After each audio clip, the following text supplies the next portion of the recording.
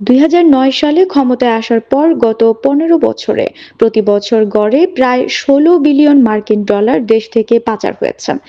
সংশ্লিষ্ট একটি সূত্র জানায়, শ্বেতপত্র প্রণয়নে গঠিত কমিটির প্রতিবেদন এই তথ্য উঠে এসেছে। অন্তর্বর্তী সরকারের প্রধান উপদেষ্টা ডক্টর মোহাম্মদ ইউনূসের কাছে অর্থনীতির শ্বেতপত্র হস্তান্তর করা হয়েছে। রোববার ঢাকার তেজগাঁওয়ে প্রধান উপদেষ্টার কার্যালয়ে প্রতিবেদন হস্তান্তর করেন কমিটির প্রধান দেবপ্রিয় ভট্টাচার্য। সোমবার সংবাদ সম্মেলন করে শ্বেতপত্রের বিস্তারিত জানানো হবে।